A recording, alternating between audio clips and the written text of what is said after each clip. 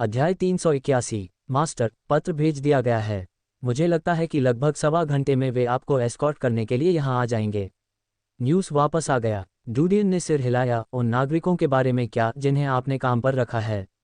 वे सामने निर्धारित स्थानों पर आपकी प्रतीक्षा कर रहे हैं। न्यूज़ ने उत्तर दिया। डूडियन ने बाहर बारिश की ओर देखते हुए सिर हिलाया।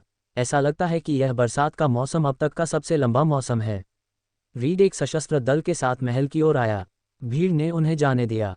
हालांकि वे डूडियन को उसके स्वैच्छिक दान और युद्ध में व्यक्तिगत भागीदारी के कारण प्यार करते थे, लेकिन सेना के सामने उन्होंने थोड़ा भी अपमानजनक होने की हिम्मत नहीं की। रीड ने डूडियन को हॉल के सामने इंतजार करते देखा। वह उतरा और उसके पास आया। प्रणाम मास्टर डीन। डूडियन ने सिर हिलाया। चलो चलें। रीड का चेहरा थोड़ा बदसूरत था। मास्टर डीन, आप नहीं जानते, लेकिन हमें सिर्फ ये संदेश मिला है कि सुनहरी दीवार पर बर्बर लोगों का कब्जा था। जनरल ऑबन रेड नदी द्वारा रक्षा की दूसरी पंक्ति में वापस जाने में सक्षम थे और उन्होंने वहां लड़ाई जारी रखने का फैसला किया। डूडियन के चेहरे पर हैरान करने वाले भाव थे। सुनहरी दीवार गिर गई है? हाँ। रीड झुक गया। डूडियन के चेहरे पर एक जटिल भाव था। ऐसा लग रहा था कि वह एक कदम उठाने के लिए कृतसंकल्प था। अगर ऐसा है तो मुझे आगे बढ़ना चाहिए। बारिश के तहत सेना की निरंतर लड़ाई के कारण अब जनशक्ति की आवश्यकता है। मुझे लगता है कि कई सैनिक बीमार पड़ गए हैं और सैनिकों की कमी है। युद्ध के मैदान में आम लोगों की बजाय मेरे जैसे शूरवीरों की जरूरत है। मेरी ताकत को कम मत समझो, क्योंकि मैं कम से कम दर्जनों नागरिकों के बराबर शक्तिशाली हूं। रीड के चेहरे पर शर्म का भाव था। उसने अपने दांत भींच लिए। मास्टर डीन, मैं आपकी ताकत को तुच्छ नहीं समझ रहा हूं, लेकिन युद्ध का मैदान बहुत खतरनाक है। कृपया घर पर रहें और आराम करें। उद्धरण चिन्ह। डूडियन ने उसकी ओर देखा। मुझे निकलना होगा। क्या आपकी प्रतिबद्धता को बदलना इतना आसान है? रीड का चेहरा थोड़ा लाल हो गया। मास्टर डीन, आपने मुझे गलत समझा है। मैं तुम्हें केवल ये सलाह दे रहा हूं कि तुम अपना रास्ता मत रोको। मैं मनाने की कोशिश कर रहा हूं। अनुनय की कोई ज़रूरत नहीं। संकट के समय में मैं अग्रिम पंक्ति में जाने के अलावा और क्या कर सकता हूं? डूडियन ने अपना हाथ लहराया और नौकरों द्वारा तैयार घोड़े की ओर चला गया। ठीक है। रीड ने नहीं सोचा था कि डूडियन इतना निर्णायक होगा। उसने आह भरी और डूडियन की ओर देखा। मास्टर डीन कम से कम हमारे घोड़ों में से एक का उपयोग करता है। आपके द्वारा उपयोग किया गया घोड़ा युद्ध के मैदान के लिए नहीं है। अगर इसका सामना किसी जंगली या उत्परिवर्तित जानवर से होगा तो यह डर जाएगा और परेशान हो जाएगा। डूडियन अपने घोड़े से कूद गया और रीड के पास पहुंचा। डूडियन को उनकी सिफारिश का पालन करते देख रीड को राहत मिली। उसने डूडियन को एक सेना प्रशिक्षित घोड़ा दिखाया। मास्टर, कृपया थोड़ा सावधान रहें क्योंकि घोड़ा भयंकर है। डूडियन मुस्कुराया और रस्सी पकड़ ली। घोड़ा काला था। इसका शरीर इस्पात कवच से ढका हुआ था। ये लगभग 3 मीटर ऊंचा था और शिकारियों द्वारा उपयोग किए जाने वाले घोड़ों की ही प्रजाति थी। घोड़े का नेतृत्व डूडियन ने किया। वह हिनहिनाया और जाने के लिए अपनी रस्सी वापस खींचने की कोशिश करने लगा। रीड घोड़े को दबाने में उसकी मदद करने ही वाला था कि डूडियन ने रस्सी खींची और काले घोड़े पर बैठने के लिए छलांग लगा दी। पड़ोसी। घोड़ा लगभग अपने पिछले पैरों पर खड़ा हो गया। ऐसा लगता है कि घोड़ा डूडियन को लेकर चिंतित था। डूडियन मुस्कुराया और अपना हाथ उसकी गर्दन के पीछे रख दिया। उसने धीरे से दबाया। धमाका। घोड़ा नीचे डूब गया और उसके अगले पैर नर्म हो गए। ये लगभग घुटनों के बल बैठ गया। वह चिल्लाया लेकिन अब विद्रोह नहीं किया। डूडियन द्वारा दिखाई गई ताकत से रीड आश्चर्यचकित था। वह अपने घोड़े पर चढ़ने के लिए मुड़ा और डूडियन की ओर देखा। मास्टर, क्या हम चलें? हाँ, डूडियन ने कहा और घोड़े की रस्सी खींच ली। वे नदी की ओर बढ़ने लगे। नदी के किनारे इकट्ठा हुई भीड़ ने डूडियन की आकृति देखते ही जोर जोर से जय जयकार करना और तालियां बजाना शुरू कर दिया। जब वे धीरे धीरे नदी के किनारे चले गए तो डूडियन मुस्कुराए। भीड़ को पार करने के लिए उन्होंने अपनी गति बढ़ा दी। रीड और डूडियन अगल बगल सवार थे, जबकि अन्य 20 सैनिक उनके पीछे सवार थे। डूडियन ने उन विशिष्ट सैनिकों की जांच करने के लिए समय लिया जिन्हें उसकी रक्षा के लिए चुना गया था। उनके पास उत्कृष्ट हथियार और अच्छे कवच थे। तलवारबाज, तीरंदाज, शूरवीर। डूडियन की नज़र उन पर पड़ी। हालांकि उसकी नज़र उनमें से एक पर थोड़ी देर के लिए रुकी, लेकिन जल्द ही वह दूसरों की जांच करने के लिए आगे बढ़ा। पिछले तलवारबाज के शरीर से गर्मी उत्सर्जित होती थी जो अन्य की तुलना में अधिक थी। उस आदमी की दिल की धड़कन शांत थी और दिल की धड़कन की आवृत्ति के कारण वह पहचान सकता था कि उसके शरीर में तेज रक्त प्रवाह हो रहा है। इसके अलावा रक्त में प्रबल ऊर्जा थी। इसके अतिरिक्त मांसपेशियां दूसरों की तुलना में बहुत सघन थीं। उनकी गर्दन, कमर, चेहरा और अन्य मांसपेशियां असाधारण थीं। डूडियन ने केवल सगे, वेनेत और रीड में ऐसी शारीरिक संरचना देखी थी जिन्होंने एक साधारण तलवारबाज की वर्दी पहनी हुई थी। इसका मतलब यह था कि रीड और दूसरा आदमी दोनों ही किसी वरिष्ठ शिकारी से कमतर नहीं थे। क्या वे यहाँ सुरक्षा के लिए हैं? डुडियन ने भौहें चढ़ा दी क्योंकि उसके मन में संदेह थे। हालांकि कई संभावनाएं थीं, जिनमें सेना द्वारा किसी व्यक्ति को गुप्त रूप से खुद की हत्या करने के लिए भेजना भी शामिल था, लेकिन इन विचारों को उन्होंने खुद ही पलट दिया। आखिरकार, अगर उनकी हत्या हुई होती तो सेना इसकी जिम्मेदारी नहीं उठा सकती थी। वह किसी नतीजे पर नहीं पहुंच सका, लेकिन डुडियन ने सीधे तौर पर रीड से उसके संदेह के बारे में नहीं पूछा। हालांकि उसने एक निश्चित दूरी बनाकर गुप्त रूप से इस व्यक्ति पर ध्यान देने का निर्णय लिया। वे सड़कों से गुजरे। वहां लगभग 50 या 60 लोग रेनकोट पहने और छाते लिए हुए थे। ये लोग उनके पास से गुजरते हुए डुडियन के नाम की जय जयकार करने लगे। टीएन, ये न्यूज़ द्वारा काम पर रखे गए लोग हैं।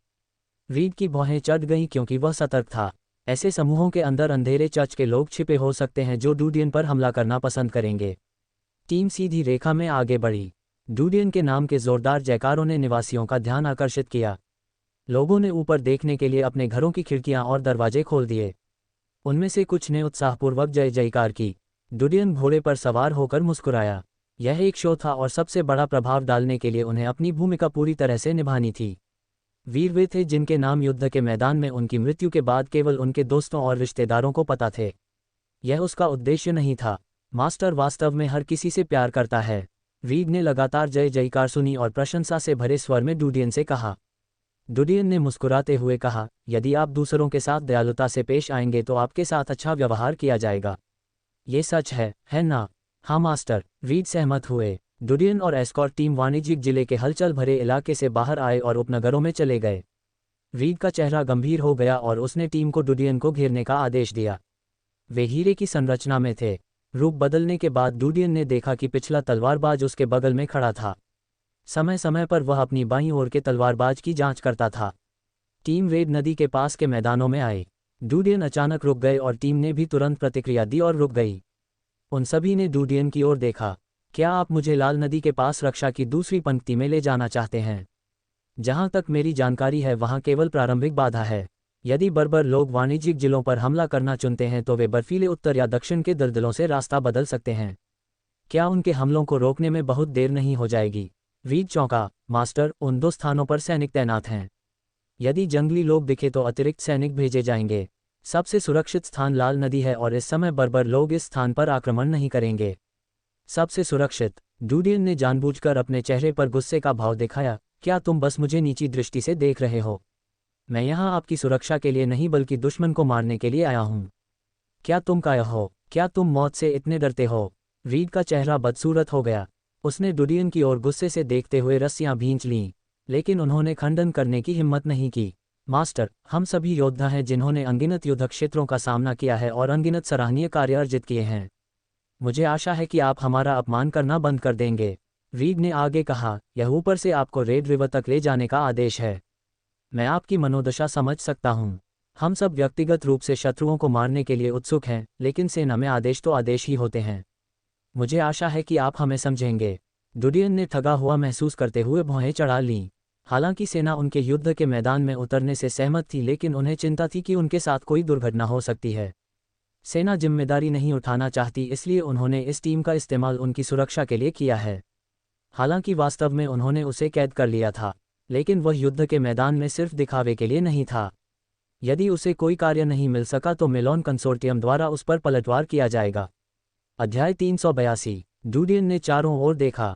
उसकी नज़र रीड के शरीर पर पड़ी और उसने धीरे से कहा, कर्नल, आपके पास शीर्ष अधिकारियों से आदेश हैं और मैं आपको युद्ध के मैदान में जाने के लिए आग्रह नहीं करूंगा। मैं समझता हूं कि आदेशों का पालन करना आपका कर्तव्य है, लेकिन ऐसा करना मेरी जिम्मेदारी नहीं है। कृपया यह न भूलें कि आपको मेरी स्वतंत्रता को सीमित करने का कोई अधिकार नहीं है। आप मुझे एक कमज़ोर वास्तुकार के रूप में देख सकते हैं, लेकिन मैं एक शूरवीर हूँ। हालांकि औपचारिक रूप से मैं अभी तक शूरवीर नहीं हूँ। मैंने लिखित परीक्षा उत्तीर्ण कर ली है और मुझे नाइटहुड की भावना विरासत में मिली है। आपको क्या लगता है कि मैंने सेना को एक पौराणिक स्तर का हथियार क्यों दान किया? आपको क्या लगता है इसका उद्देश्य क्या था? ये लागत बचाना था और यह सुनिश्चित करना था कि धन का उपयोग अन्य चीज़ों के लिए किया जाएगा। मैं सैनिकों से बहने वाले रक्त को कम होते देखना चाहता हूँ। मैं कम मृत लोगों को देखना चाहता हूँ। एक और सैनिक की मौत का मतलब है एक और परिवार टूट गया। मेरा मानना है कि आप सभी जानते हैं कि एक शूरवीर के रूप में मुझे शूरवीर की भावना का पालन करना चाहिए। मुझे महिमा के लिए, कमजोरों की सुरक्षा के लिए, न्याय के लिए, सभी की भलाई के लिए लड़ना चाहिए। मुझे लगता है कि एक शूरवीर को यही करना चाहिए। ये मेरे मानदंड हैं। डूडियन की आंखें चमक उठीं और उसने धार्मिक स्वर में कहा, अब क्या आप चाहते हैं कि एक क्रूर हमला होने पर एक शूरवीर कायरतापूर्वक छिप जाए? क्या आप चाहते हैं कि मैं साथी सैनिकों को मरते हुए देखूं? मैं एक सुरक्षित स्थान पर रक्षा पंक्ति के पीछे से क्यों देखूं? डूडियन ने गहरी सांस ली और सशक्त स्वर में कहा, मैं इस बात का सम्मान करता हूं कि आप सैन्य आदेशों का पालन करते हैं, लेकिन मैं शूरवीर हूं। भले ही मुझे अभी तक शूरवीर नहीं किया गया है, फिर भी मैं अपनी पहचान रखता हूं। मैं अपने भाइयों को रक्षा पंक्ति में मरते हुए देखने के बजाय अब तुम्हें मुझे मारने की अनुमति भी दे सकता हूं। ऐसा जीवन ईर्ष्या और बहुत अपमानजनक है। रीड और अन्य लोगों के चेहरे थोड़े बदल गए। डूडियन की बातें सुनकर वे द्रवित हो गए। आंखें लाल होने से उनका खून खौल रहा था। संभ्रांत सैनिकों ने अपने होठों को चबाते हुए अपने हथियारों को जकड़ लिया। रीड ने डूडियन के चेहरे पर उदास भाव देखा। उसका दिल हिल गया और उसे अपने कान गरम महसूस हुए। उसकी छाती से ज्वाला फूट पड़ी। रीड ने गहरी सांस ली और झुक गया। मिस्टर डीन, मुझे क्षमा करें। सॉरी। शब्द सुनते ही डूडियन का दिल बैठ गया और उसका चेहरा उदास हो गया। उसने यह नहीं सोचा था कि उसके स्नेहपूर्ण भाषण के बाद वे उदासीन हो जाएंगे। जब उसने उन्हें देखा तो उसे थोड़ा गुस्सा आया। मैं आपके अटल संकल्प की प्रशंसा करता हूँ। मैं इसकी प्रशंसा करता हूँ। हालांकि सेना आपको आदेश दे सकती है, लेकिन मुझे आदेश देने का अधिकार नहीं है। रीड ने कहा, मास्टर कृपया हमारे लिए चीजें कठिन न बनाएं। डूडियन ने उदासीनता से उत्तर दिया, यह मैं नहीं बल्कि आप हैं जो चीजों को कठिन बना रहे हैं। हम यहाँ समय बर्बाद कर रहे हैं जबकि हमें युद्ध के मैदान में बर्बर लोगों को मारना चाहिए। प्रत्येक मृत बर्बर एक सैनिक और एक परिवार को बचाने के बराबर है। मुझे नहीं पता कि आप क्या सोचते हैं, लेकिन मैं यहाँ बेकार बैठे नहीं रह सकता। मुझे भविष्य में उन परिवारों के रोने के बारे में बुरे सपने आएंगे जिन्होंने युद्ध में अपने बेटों को खो दिया था। अपनी मुट्ठियां भींचते ही रीड का चेहरा बदसूरत हो गया, लेकिन सैन्य आदेश का उल्लंघन नहीं किया जा सका। वे आदेश लंबे समय से उसकी अस्थि मज्जा में अंकित थे। सेना के नियमों का पालन करने के कारण वह कर्नल बन गए थे। डूडियन ने बैकपैक से एक नक्शा निकाला। उसने उसे घोड़े की पीठ पर फैला दिया। उसने उन वृत्तों को देखा जिन्हें उसने पहले से चिन्हित किया था। उसने रीड की ओर देखा। कर्नल, आप रेड रिवर की रक्षा पंक्ति में जा सकते हैं, लेकिन मैं स्कारलेट वैली जाना चाहता हूँ। Scarlett valley? रीड हैरान था। बर्बर लोग सुनहरी दीवार को तोड़ने के बाद एक सीधी रेखा में भागने के लिए बाध्य हैं। वे लाल नदी पर पहुंचेंगे, लेकिन इसे पार करना बहुत मुश्किल है। इसलिए वे अन्य स्थानों की दिशा बदल देंगे। स्कारलेट घाटी दक्षिण में दलदलों के सामने है। बर्बर लोगों द्वारा भेजे गए स्काउट्स को स्कारलेट घाटी से गुजरना होगा। डूडियन ने धीरे से कहा, स्कारलेट घाटी बहुत खड़ी है और इस पर चढ़ना बहुत कठिन है, लेकिन इसकी चौड़ाई लगभग 6 या 7 मीटर है और इसमें लगभग सैनिकों की एक टुकड़ी समा सकती है। मैं उनसे लड़ने के लिए वहीं रुकूंगा। रीड स्तब्ध था। उसने दूसरे युवा तीरंदाज की ओर देखा। जेसी, मुझे नक्शा दो। युवा तीरंदाज ने अपना बैग निकाला, एक नक्शा निकाला और रीड को दिया। रीड ने मानचित्र को देखा और तुरंत उस स्थान का पता लगा लिया। उन्होंने स्कारलेट घाटी की स्थिति की जांच की। जब उसने डूडियन की ओर देखा तो उसके चेहरे पर आश्चर्य की झलक थी। मास्टर, आपको ये जगह कैसे मिली? इसका भौगोलिक लाभ बहुत बड़ा है। डूडियन के चेहरे पर हैरानी भरे भाव थे, लेकिन वह मन ही मन खर्राटे लेता रहा। पिछले कुछ दिनों में उसे ये भी याद नहीं कि उसने कितनी बार नक्शा जांचा था। उन्होंने कई स्थितियों के लिए काफ़ी पहले से तैयारी कर ली थी। रीड ने डूडियन के चेहरे पर हैरान भाव देखा। मास्टर, इस स्कारलेट घाटी में एक तरफ झील है जबकि दूसरी तरफ जंगल है। जंगल में छिपकलियों, सांपों और अन्य जंगली जानवरों की कई विविधताएं हैं, जबकि झील में जलीय राक्षस हैं।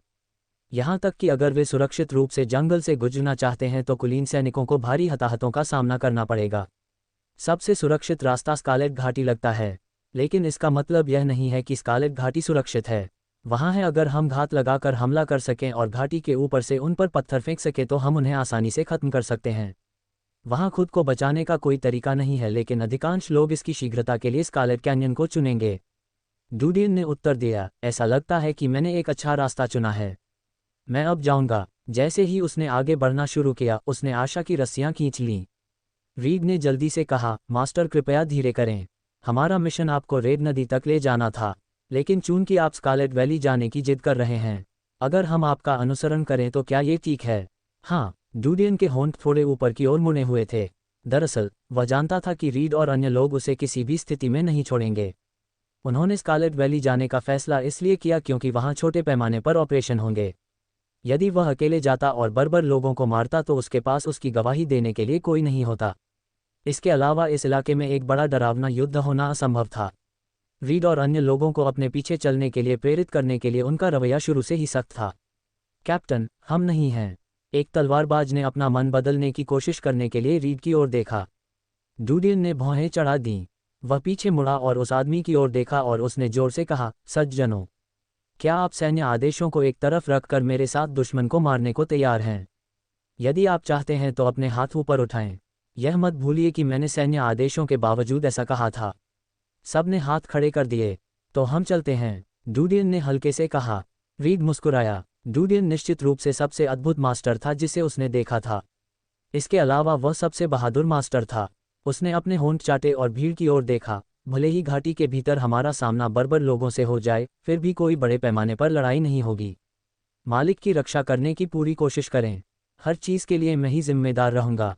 बाकी लोगों ने एक दूसरे की ओर देखा। उनमें से एक, जिसके हाथ में भाला था, कठोर स्वर में बोला, कैप्टन, जांच के मामले में मैं आपके साथ अपराध सहने को तैयार हूं। मैं भी इच्छुक हूं। मैं भी। सभी लोग जोर जोर से चिल्लाने लगे। रीड का दिल गर्म हो गया जब उसने अपने लोगों के चेहरों पर गंभीर अभिव्यक्ति देखी। उस स्थिति में चलो चलें और कुछ बर्बर लोगों को मारें। ठीक है, मारना। अध्याय 383। जब डूडियन, रीड और अन्य लोग स्कारलेट घाटी में आए तब तक आसमान में अंधेरा छा गया था। आसमान में मंडराते काले बादल पिछले कुछ दिनों की तुलना में काफ़ी फीके पड़ गए थे। डूडियन ने घाटी के मुहाने पर खड़े होकर खड़ी घाटी को देखा। ऐसा लग रहा था मानो घाटी कोई ऊंचा पहाड़ हो जिसे किसी धारदार हथियार से दो टुकड़ों में काट दिया गया हो। वहां एक दरारदार संकीर्ण दरार थी जिसका उपयोग पार करने के लिए किया जा सकता था। कुछ जगहें इतनी बड़ी थीं कि वहां से 4-5 लोग एक साथ गुजर सकते थे, जबकि कुछ जगहें इतनी ऊबड़-खाबड़ छोटी थीं कि वहां से 2 लोग नहीं गुजर सकते थे। घाटी बहुत ऊबड़-खाबड़ और खड़ी थी। इस पर चढ़ना बहुत कठिन होगा। इस समय तक बर्बर लोगों को यहाँ नहीं होना चाहिए। फिर भी हमें अभी भी सावधान रहना चाहिए और ऊपर से आने वाले दुश्मन से सावधान रहना चाहिए। रीड ने दूसरों को याद दिलाया। हाँ, टीम ने जवाब दिया। डूडियन और रीड साथ साथ चल रहे थे जबकि 4 लोग उनके सामने थे। सड़क खुलवाने की जिम्मेदारी उनकी थी। जगह खामोश थी। कुछ मिनटों के बाद समूह घाटी के दूसरी ओर रुक गया। वहां एक जंगल था और अंदर से पानी की तेज तेज आवाजें गूंज रही थीं। नक्शे के अनुसार दलदल जंगल के पीछे था। ये भयंकर राक्षसों का निवास स्थान था। मास्टर, देर हो चुकी है, हमें डेरा डालना चाहिए और आराम करना चाहिए, रीड ने कहा। डूडियन ने घाटी के किनारे से अंदर की ओर देखते हुए सिर हिलाया। हालांकि मौसम अंधेरा था, फिर भी इससे उसकी दृष्टि में कोई बाधा नहीं आई। वह आगे बढ़ा और असमान चट्टानी दीवार को छू लिया। ये खुरदुरा लगता है, लेकिन छूने के बाद उसे लगा कि यह रोएदार बलुआ पत्थर है। यदि ऊपर चढ़ते समय कोई इनमें से किसी एक को पकड़ ले तो नीचे गिरना बहुत आसान होगा। इसलिए ऊपर चढ़ना बहुत कठिन होने वाला था और दुश्मन घाटी की दरार से आ जाएंगे। सेना ने इस क्षेत्र पर अधिक ध्यान नहीं दिया क्योंकि घाटी के दोनों किनारे प्राकृतिक जंगल और दलदल से सुरक्षित थे। सेना के लिए दोनों ओर से गुजरना बहुत कठिन होगा। हालांकि बर्बर लोगों को इस जगह की भौगोलिक स्थिति और भौगोलिक स्थिति के बारे में जानकारी नहीं थी, तो यह संभावना थी कि स्काउट्स अन्वेषण के लिए आएंगे। इसके अतिरिक्त, यदि बर्बर लोगों ने दीवार के भीतर बलों के साथ मिलकर काम किया होता और मानचित्र पर कब्जा कर लिया होता, तो भी वे स्थिति के बारे में पूछताछ करने के लिए आते। यहाँ कोई गार्ड न होना उनके लिए स्काउट्स भेजने के लिए पर्याप्त था। मास्टर, क्या आप पीना चाहेंगे? रीड ने डूडियन को एक पानी का थैला दिया। डूडियन ने अपने बैकपैक से एक धातु की ट्यूब निकालते हुए अपना सिर थोड़ा हिलाया। ये वाटरप्रूफ इंसुलेशन कप था जिसे उसने सूंघा था। मैं पानी लाया हूँ। मास्टर ने वास्तव में विवरण के बारे में सोचा है। रीड ने अपना पानी का थैला वापस ले लिया। हम पूरी दोपहर बाहर निकले थे। क्या आप भूखे हैं? डूडियन ने शिविर की ओर देखा। 20 लोग कई अलावों के चारों ओर बैठे थे। वे सभी चट्टानी दीवार के करीब थे और आग अवरुद्ध थी और घाटी के दूसरी ओर से देखी नहीं जा सकती थी। उन्होंने उन जानवरों को बारबेक्यू किया जिन्हें उसने कभी नहीं देखा था। डूडियन ने रीड के पास आकर सिर हिलाया। मास्टर, कृपया। एक गोरा युवक मुस्कुराया और विनम्र तरीके से स्मोक्ड मीट की पेशकश की। मेरा नाम माली परिवार से एलन है। हमारा परिवार अपने फलों के लिए जाना जाता है। मास्टर, यदि आप चाहें तो कृपया ये कर दें। यदि आप इसे बाद में चाहते हैं तो कृपया मुझे ढूंढें और मैं उन्हें कभी भी और कहीं भी आपके लिए प्राप्त कर सकता हूँ। डूडियन ने मुस्कुराते हुए कहा, धन्यवाद, लेकिन मैं अपने साथ सूखा भोजन लाया हूँ। यदि भविष्य में आपके पास अवसर हो तो कृपया मेरे लिए कुछ पैकेट भेजें। फिर डूडियन ने अपने बैग से सूखा खाना निकाला। वे सभी छोटे छोटे बिस्कुट थे। उनको उन्होंने विशेष रूप से बनवाया था। ये बिस्कुट शिकारियों द्वारा ले जाए गए सूखे भोजन से कहीं अधिक बेहतर थे। इसके अलावा वे आकार में भी छोटे थे। ऐसा लगता है कि स्वामी एक लंबे युद्ध की तैयारी कर रहे हैं। रीड के चेहरे पर प्रशंसा की झलक थी। एलन ने डूडियन के हाथों में बिस्कुटों को देखा। उसने जिज्ञासा के कारण पूछा, गुरु, क्या वह रोटी है? ये कठोर लग रही है। आपने उन्हें कहाँ से खरीदा? मैंने इसे खुद बनाया है। डुडियन ने बिस्किट चबाते हुए बात करना जारी नहीं रखा। स्वाद अरुचिकर था, लेकिन एक खाने के बाद उसके पेट में भूख का एहसास काफ़ी कम हो गया। उसने 3 खाए और थैला बांध लिया। जैसे ही उसने आग की ओर देखा, उसे आग की हर एक लहर दिखाई दे रही थी। आग से निकलने वाली गर्मी लगभग सभी को ढक लेती है। अगर मैं स्वतंत्र रूप से अपनी आंखों पर नियंत्रण रख पाता। डुडियन ने अपनी आंखें मली और एक बार फिर देखा। वह आहें भरने के अलावा कुछ नहीं कर सका। जब एलन ने देखा कि डुडियन को उसके भोजन में कोई दिलचस्पी नहीं है तो वह पीछे हट गया। रीड ने बारबेक्यू खाया जबकि जेसी ने नक्शा निकाला और एक बार फिर जांच की। उसने डुडियन की ओर देखा। मास्टर, अगर वे सुनहरी दीवार को तोड़ने के बाद एक सीधी रेखा में आते हैं तो उन्हें लाल नदी तक पहुंचने में लगभग 4 घंटे लगेंगे। हालांकि उन्हें देरी होगी क्योंकि सुनहरी दीवार के ढहने के बाद वे सीधे अंदर नहीं जा सकते। उन्हें आराम भी करना होगा। इसलिए सबसे अच्छा होगा कि वे अन्वेषण के लिए स्काउट्स भेजें। मुझे लगता है कि उनके पास बड़ी टीमें नहीं होंगी, लेकिन मैंने उन पागलों के बारे में सुना है जो इन बर्बर लोगों के पास हैं। वे अद्भुत ताकत के साथ फूट सकते हैं और हमें उन लाल बर्बर लोगों से सावधान रहना होगा। डुडियन ने आग की ओर देखते हुए हल्का सा सिर हिलाया। आप दोनों युद्ध की स्थिति में मालिक की रक्षा करना सुनिश्चित करें।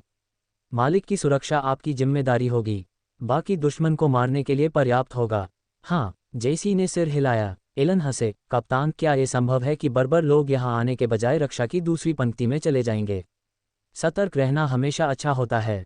रात का समय। लगभग आधे घंटे बाद एक आकृति घाटी से बाहर निकली। रीड और अन्य लोग आश्चर्यचकित रह गए क्योंकि उन्होंने उस व्यक्ति की शक्ल पहचान ली। वे खड़े हो गए। कप्तान, एक बर्बर आया। रीड ने तुरंत कहा, आग बुझा दो। दुश्मन से मुकाबला करने के लिए तैयार हो जाओ। हमला करने के लिए 3 दस्ते। तुम दोनों मालिक की रक्षा के लिए यहीं रहो। उन सभी 20 ने तुरंत चुपचाप काम किया। जलते अलाव को बुझाने में कुछ सेकंड लग गए। उन्होंने पहले से ही रेत तैयार कर रखी थी। वे 6-6 लोगों की 3 टुकड़ियों में बंट गए और डुडियन को एक घेरे में घेर लिया। घाटी के दोनों किनारों पर 14 लोग खड़े थे और वे अपनी सांसें रोककर चुपचाप घाटी को देख रहे थे। अध्याय 384। ता अंधेरी घाटी से कदमों की गूंज आ रही थी। एक क्षण के बाद विचित्र जानवरों के ऊपर चढ़े हुए कई बर्बर लोग अपनी दृष्टि रेखा में प्रकट हुए। ये लोग हृष्ट-पुष्ट थे और लगभग 2 मीटर लंबे थे। वे सभी हृष्ट-पुष्ट थे और उनके शरीर कवच से लिपटे हुए थे। मारना। रीड की आंखों में एक ठंडी रोशनी चमक उठी। उसने अपनी बड़ी तलवार को पकड़कर घुमाया और हमला किया। जैसे ही उसने रीड और अन्य लोगों को देखा तो प्रमुख बर्बर डर के मारे लगभग बाहर निकल गए। वह माउंट को रोकना चाहता था, लेकिन घोड़ा तेज गति से दौड़ रहा था। इसने जल्दबाजी में गति रोक दी और घोड़े का नर्म पेट खुल गया क्योंकि रीड की तलवार उस तक पहुंच गई और उसे काट दिया। जैसे ही घोड़ा वापस नीचे लुढ़का, खून बहने लगा। वाह! कई बाण तेजी से पीछे छूटे और बर्बरीक की छाती को भेद गए। उसे जमीन पर सूली पर चढ़ा दिया गया। तलवारबाज और शूरवीर बहुत पीछे थे और तेजी से अन्य बर्बर लोगों पर टूट पड़े। उन्होंने त्वरित कार्रवाई की और एक दूसरे के प्रति मौन समझ रखते थे। त्वरित हमले के परिणामस्वरूप अन्य बर्बर लोग मारे गए। एक को जीवित रखो। रीड ने घोड़े के पेट से अपनी तलवार निकाली और चिल्लाया। कुछ ही मिनटों में लगभग 7 या 8 बर्बर लोग मारे गए। केवल एक को जीवित रखा गया था, लेकिन उसकी छाती पर एक तीर लगा था। यह एक गैर घातक हमला था। पहली लड़ाई खत्म हो चुकी थी। उन्होंने बर्बर लोगों और पर्वतों की लाशों को हटा दिया। बाद में उन्होंने उस क्षेत्र को अच्छी तरह से साफ कर दिया ताकि बाद वाले बर्बर लोगों को स्थिति के बारे में पता न चल सके। रीड बर्बरीक को लाया और डुडियन के सामने खड़ा हो गया। मास्टर, हमने बाद में उससे पूछताछ करने के लिए एक को जीवित रखा है। सेना में एक प्रभाग है जो जंगली भाषा का अध्ययन करता है। डुडियन ने बर्बर की ओर देखते हुए अपना सिर थोड़ा हिलाया। ये शुरुआत है। उन्हें अग्रणी जासूस होना चाहिए। इन समूहों के वापस नहीं जाने के बाद अन्य समूहों को भेजा जाएगा। हमें उन सभी को मारना होगा ताकि वे सोचें कि घाटी के इस हिस्से की रक्षा करने वाला एक बड़ा समूह है। वे उस स्थिति में इस रास्ते पर भरोसा नहीं करेंगे। वे वाणिज्यिक जिले में जाने के लिए दलदल पर ध्यान केंद्रित करेंगे। हम वाणिज्यिक जिले की उनकी समझ का दुरुपयोग करने में अच्छी भूमिका निभा सकते हैं। उद्धरण चिन्ह। रीड थोड़ा चौंका। वह मदद नहीं कर सका, लेकिन डुडियन की आंखों में देखा। पहले उसने सोचा था कि डुडियन केवल भाग्य के कारण घाटी को खोजने में सक्षम था, लेकिन अभी उसे पता था कि डुडियन को स्थिति की काफ़ी अच्छी समझ थी। मास्टर एक असाधारण प्रतिभा वाले व्यक्ति हैं। जैसे ही उसकी नज़र संघर्षरत बर्बरीक पर पड़ी, रीड ने आह भरी। जब उसने बर्बर की पीठ पर लात मारी तो उसकी अभिव्यक्ति ठंडी थी। सुनिश्चित करें कि वह अपने हाथों और पैरों का उपयोग करने में असमर्थ है। ठीक है। जेसी ने बर्बरीक के मुंह में एक मुड़ा हुआ कपड़ा डाल दिया। उसने एक खंजर निकाला और बर्बर की कोहनी और टखने काट दिए। उसने स्नायुबंधन को काटना सुनिश्चित किया ताकि बर्बर हिलने डुलने में असमर्थ हो जाए लेकिन मर न जाए। बर्बरीक के चेहरे पर गंभीर पीड़ा व्यक्त हो रही थी क्योंकि उसने गुस्से से डूडियन और अन्य लोगों की ओर देखा। डूडियन नीचे बैठ गया और बर्बर के कवच को छूने के लिए अपना हाथ बढ़ाया। मालिक, रीड ने डूडियन की ओर देखा। जैसे ही डूडियन को अपने विचार वापस आए, वह उठ खड़ा हुआ। यहाँ एक खूनी गंध बची हुई है। यदि बर्बर लोगों की एक और टीम आती है तो वे इतने तैयार नहीं हो सकते हैं।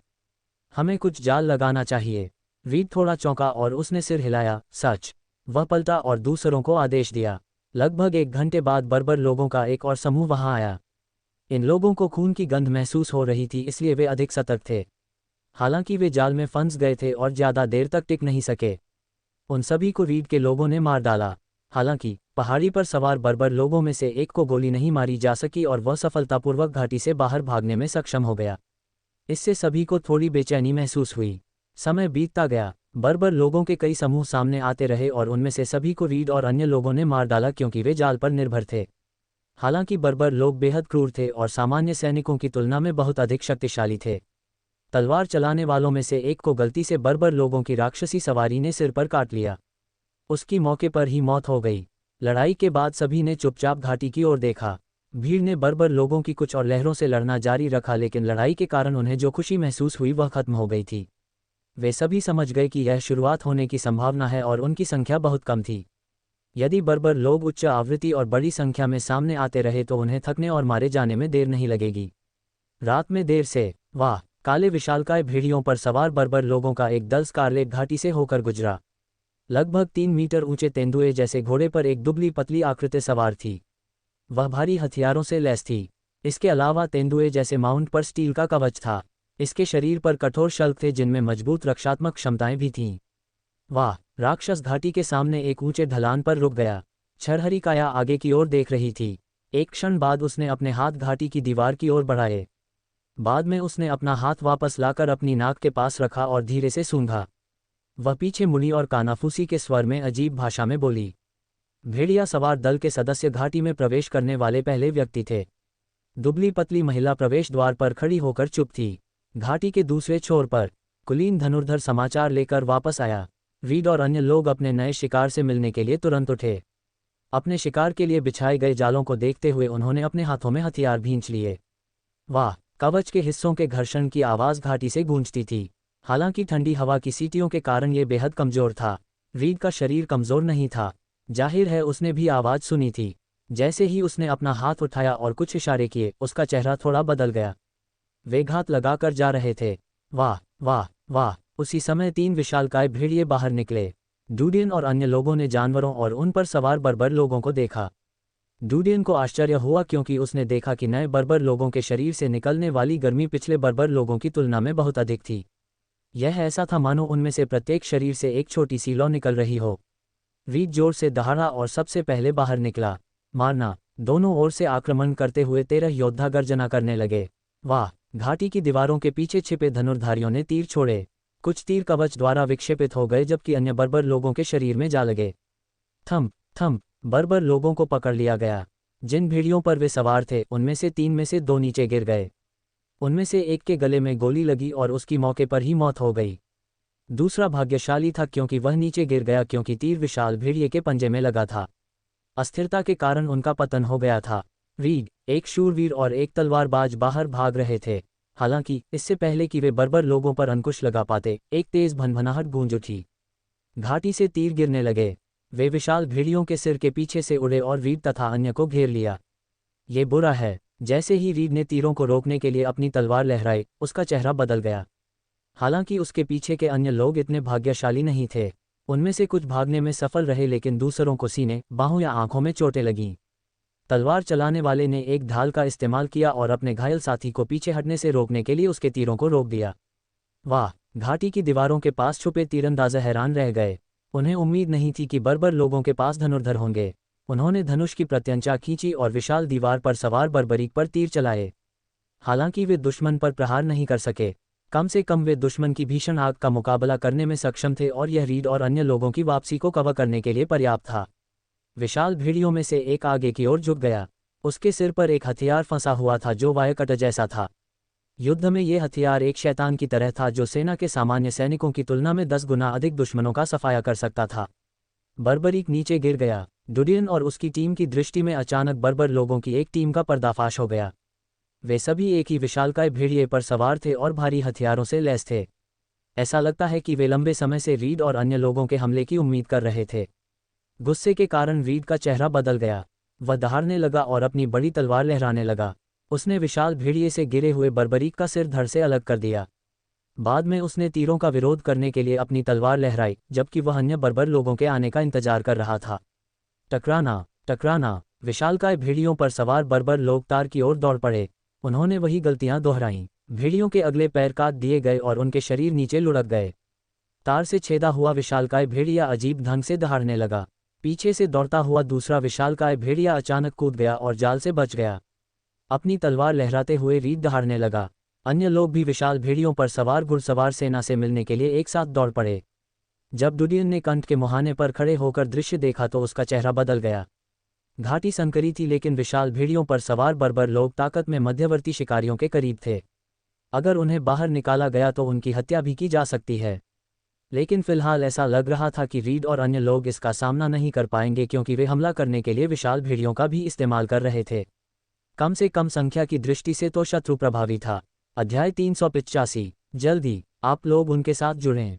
डुडियन ने जल्दी में कहा, हमें घाटी पर कब्जा करना होगा। अब मेरी रक्षा करने की कोई ज़रूरत नहीं है। डुडियन के आसपास के 6 अन्य लोग रीड और अन्य लोगों को चिंता में घूर रहे थे। उन्होंने डुडियन की बातें सुनी, लेकिन किसी ने कार्रवाई नहीं की। उनमें से एक ने झिझकते हुए कहा, मास्टर, हमें आपकी सुरक्षा की रक्षा करनी है। यदि कप्तान और अन्य लोग उन्हें नहीं रोक सकते तो हम आपको यहाँ से दूर ले जाएंगे। डुडियन गुस्से में था और उसने युवक को खींचते हुए चिल्लाया, क्या तुम पागल हो? तुम चाहते हो कि मैं चला जाऊं? तुम किस तरह के सैनिक हो? क्या तुम छोड़ने के बारे में सोच रहे हो जब तुम्हारे साथी खून से लथपथ हैं? मास्टर, मैं अब एक शूरवीर हूं। दूर हटो। उसने जमीन पर गिरे युवक को धक्का देकर घेर से बाहर कर दिया। डुडियन की ओर देखते ही वह युवक स्तब्ध रह गया। एक शूरवीर? क्या ऐसे अशिष्ट व्यवहार वाला कोई शूरवीर है? अन्य 5 झिझक रहे थे क्योंकि उन्होंने उग्र डुडियन को देखा। जाओ। डुडियन फिर चिल्लाया। उन 5 के चेहरे बदल गए।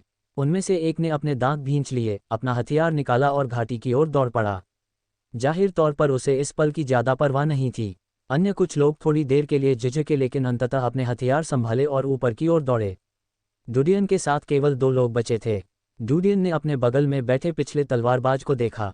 उसकी आंखें चमक उठीं और वह क्रोधित स्वर में चिल्लाया, तुम अभी भी यहाँ क्यों हो? तलवारबाज ने युद्ध के मैदान को उदासीनता से देखते हुए चुप्पी साध ली। डुडियन के बगल में दूसरा व्यक्ति एलन था। वह व्यंग्यपूर्वक मुस्कुराया, मिस्टर डीन, हमें आपकी सुरक्षा के लिए यहाँ रहना चाहिए। अगर कोई खतरा है तो हम जिम्मेदारी नहीं उठा सकते, अगर आप घायल हों तो अकेले ही। डुडियन का चेहरा उदास हो गया जब उसने उन दोनों को रुकने की जिद करते देखा। उसने अब कुछ नहीं कहा। डुडियन ने अपना धनुष बाण निकाला। उसने उन दोनों की ओर देखा, तुम दोनों मुझसे दूर रहो। मैं नहीं चाहता कि आप मेरे लिए बाधा बने। ठीक है। एलन व्यंग्यपूर्वक मुस्कुराया। जिस युवक को डुडियन ने धक्का दिया था उसने एलन और तलवारबाज की ओर देखा। घाटी की ओर दौड़ते हुए उसने एक गहरी सांस ली। वाह! जैसे ही वह भाग रहा था, एक तीर युवक के बगल से होकर गुजरा। अगले ही पल तीर विशाल भेड़िए की आंख में जा लगा। सब कुछ एक पल में हो गया। अगले ही पल विशाल भेड़िए पर सवार बर्बर चीखते हुए गिर पड़ा। रीड और अन्य लोग बर्बरीक को चाकू मारकर हत्या करने के लिए दौड़े। वाह वाह! डुडियन ने तेज अंतराल में शॉट लगाए। तीर टूटते तारों के समान थे। धनुष अपनी सीमा तक पहुंच गया था, लेकिन डुडियन अपनी 70% शक्ति का उपयोग कर रहा था। कश कश कश! प्रत्येक तीर ने एक विशाल भेड़िए पर सवार एक बर्बर को मार डाला। ऐसा लग रहा था कि वे तीर नहीं बल्कि पुकार हैं, मौत की पुकार। घाटी की दीवारों के पास छिपे तीरंदाज ये देखकर आश्चर्यचकित रह गए। उन्होंने पीछे मुड़कर देखा कि डुडियन ही तीर चला रहा था। वे चौंक गए। उनके बारे में उनकी धारणा एक प्रतिभाशाली वास्तुकार की थी, लेकिन ऐसा लगता है कि वह किशोर एक असाधारण तीरंदाज था। अब वे जानते थे कि डुडियन सजावट के लिए धनुष बाण नहीं रखते थे। जब उन्होंने उसे तेजी से तीर चलाते देखा तो उनके हृदय में लज्जा फूट पड़ी। डुडियन की आंखें सिकुड़ गईं क्योंकि उसने रीड और अन्य लोगों को कवर करने के लिए तीर चलाने पर ध्यान केंद्रित किया। कश! तीर चलाने की आवाज़ एक पल में प्रकट होती थी और अगले ही पल वह एक विशाल भेड़िए पर सवार बर्बर के गले को छेद देती थी। एक शूरवीर ने बर्बरीक पर वार करने के लिए अपना भाला उठाया था, लेकिन वह रुक गया क्योंकि तीर लगने के कारण बर्बरीक विशाल दीवार से नीचे गिर गया। रीड को राहत मिली क्योंकि उसने अपनी तलवार से विशाल भेड़िए का सिर काट दिया। मार डालो। विशालकाय भेड़िए का सिर काटने के बाद रीड का मनोबल ऊंचा था।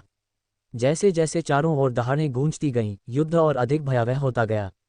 छोटे घाटी पथ की सीमा 3 विशाल भेड़िए थे। इसने रीड और अन्य लोगों को ध्यान केंद्रित करने और केवल 3 बर्बर लोगों का सामना करने के लिए मजबूर किया जो विशाल भेड़ियों पर सवार थे। इसके अलावा तीर पीछे से उड़े जिससे उन्हें सहारा मिला। हालांकि डुडियन के लड़ाई में शामिल होने के बाद शक्ति का संतुलन रीड और अन्य की ओर झुकना शुरू हो गया। उन पर दबाव काफी कम हो गया। मूल रूप से यदि विशाल भेड़िए पर सवार बर्बर को चोट नहीं लगी होती तो वह डुडियन के तीरों के कारण मर जाता। युद्ध की स्थिति के बारे में सबसे स्पष्ट व्यक्ति एलन और डुडियन की ओर से तलवार चलाने वाला व्यक्ति थे। उन्होंने स्पष्ट रूप से देखा कि डुडियन तेजी से तीर खींचने और चलाने में सक्षम था। इसके अलावा वह उनकी टीम के 5 तीरंदाजों की तुलना में कहीं अधिक उत्पादक थे। जब तक उन 5 तीरंदाजों में से प्रत्येक ने 3 तीर चलाए तब तक डुडियन ने 5 निशाने लगा लिए होंगे। यह एक अद्भुत प्रदर्शन था। इसके अलावा 5 तीरंदाजों और डुडियन के बीच काफी अंतर था। डुडियन की हर गोली बर्बर लोगों या विशाल भेड़ियों के महत्वपूर्ण अंगों पर लगी। हालांकि इसके विपरीत अन्य 5 धनुर्धर अधिकांश समय बर्बर लोगों के कवच पर प्रहार करते थे। तीर उछल जाएंगे और प्रभाव न्यूनतम होगा। 1 या 2 गोलियां ऐसी होंगी जो बर्बर लोगों के चेहरे या भेड़िए के किसी महत्वपूर्ण अंग पर लगेंगी। एलन और तलवारबाज को पता था कि 5 तीरंदाज कमजोर नहीं थे। इसके विपरीत वह किशोर एक भयानक धनुर्धर था। उसे एक ईश्वरीय धनुर्धर कहा जा सकता है क्योंकि उसने 100 में से 100 बार तीर मारे थे। विशाल भेड़िए हर बार अपनी स्थिति बदल रहे थे, इसलिए ऐसे सटीक हमले करना बहुत कठिन था और तीरंदाज की क्षमता शीर्ष पर होनी चाहिए थी, विशेष रूप से डुडियन के लिए जो तेजी से गोली चलाते हैं। दुश्मन की हरकत का अनुमान लगाने का समय नहीं था, तो यह उन तीरंदाजों के लिए लगभग अनसुना था जो डुडियन जैसे अच्छे थे। वे स्वाभाविक रूप से नहीं जानते थे कि यह किसी भी वरिष्ठ तीरंदाज शिकारी के लिए एक बुनियादी कौशल था। हालांकि डुडियन का अभ्यास समय कम था, उसकी शारीरिक संरचना एक शीर्ष वरिष्ठ शिकारी के बराबर थी और उसकी दृष्टि के कारण उससे 100 मीटर दूर के लक्ष्य का मतलब आसान हत्या था। इसके अलावा घाटी में उसके तीरों से बचने की जगह भी सीमित थी। डुडियन के परिप्रेक्ष्य में वह जो कर रहा था वह कोई असाधारण उपलब्धि नहीं थी। वाह! डुडियन ने विशाल दीवार के ऊपर खड़े उस बर्बर व्यक्ति को देखते हुए अपनी आंखें सिकोड़ लीं जो रीड और अन्य लोगों पर हमला कर रहा था। वह धनुष की प्रत्यंचा से अपनी उंगलियां ढीली करने ही वाला था कि उसे बगल से ठंडक महसूस हुई। जैसे ही वह एक झटके में बगल में चला गया, उसका दिल ठंडा हो गया। उसे अपनी बांह से दर्द महसूस हुआ, लेकिन उसके पास इसे जांचने का समय नहीं था।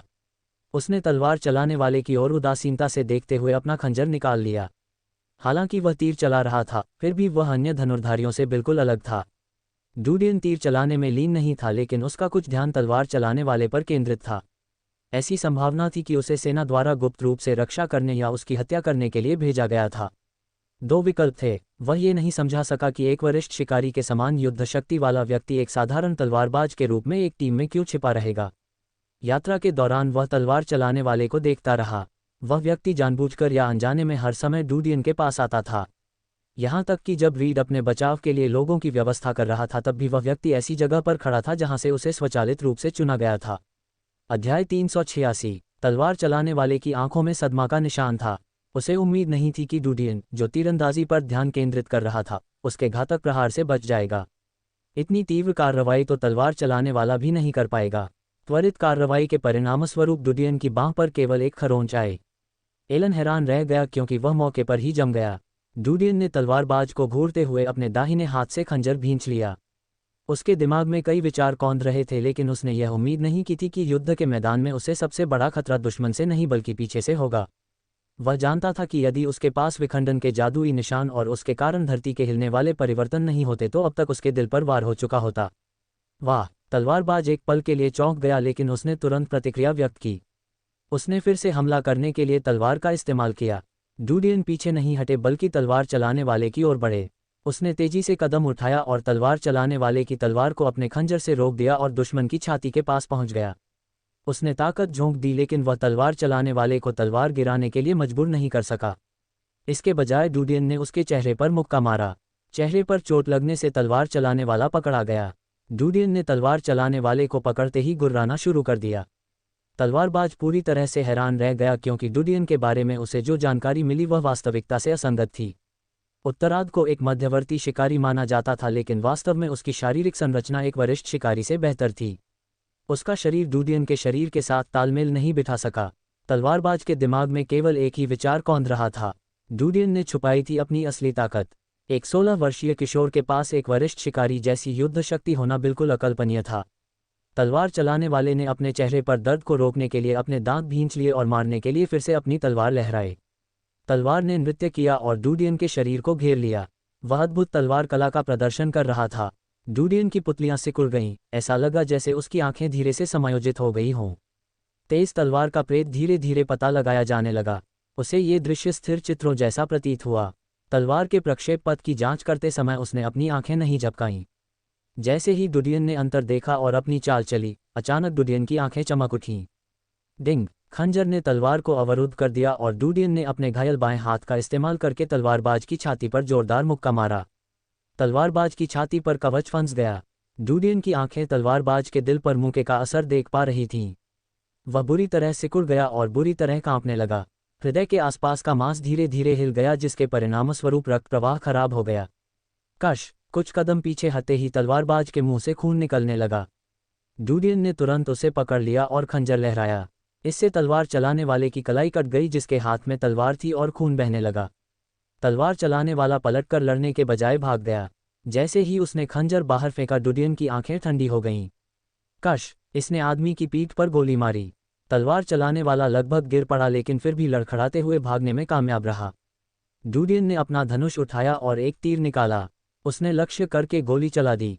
वाह! तीर ने तलवार चलाने वाले के कवच को छेद दिया और उस व्यक्ति का शरीर जमीन पर कीलों से चिपक गया। सब कुछ होने में लगभग 10 सेकंड का समय लगा। डूडियन ने धनुष हटा दिया और तेजी से आगे बढ़ गया। उन्होंने सत्यापित किया कि तलवार चलाने वाला मर चुका था। हालांकि वह उसके बाणों से नहीं मरा था, बल्कि उसके मुंह से काला जहरीला खून निकल रहा था। जहर! डूडियन ने काला खून देखा तो वह चौंक गया। उसने झट से अपना बायां हाथ चेक किया। वह आश्चर्यचकित लग रहा था, क्योंकि उसका बायां हाथ सूज गया था और बाहर निकल आया था।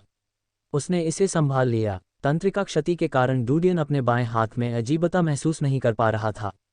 तलवार में जहर था। डूडियन ने गुस्से में श्राप दे दिया। उसने तुरंत अपना बायां हाथ छोड़ दिया। उसने अपनी आस्तीन से एक कपड़ा फाड़ा और उसे कसकर अपने कंधे पर बांध लिया, ताकि जहरीला रक्त वाहिकाओं के माध्यम से बहकर उसके हृदय तक न पहुंच सके। मालिक! एलन ने प्रतिक्रिया व्यक्त की और डूडियन की ओर भागा। उसने डूडियन के बाएं हाथ की ओर देखा और जल्दी से कहा, मास्टर, आपको जहर दे दिया गया है। मैं आपकी बांह पर पट्टी बांध दूंगा। डूडियन ने गहरी सांस ली। जल्दी! कीटाणुरहित। ठीक है। एलन पलटा और प्राथमिक चिकित्सा किट निकाली। उसने बहुत सी चीज़ों को कुचलना शुरू कर दिया। डूडियन ने उसके बाएं हाथ की ओर देखा।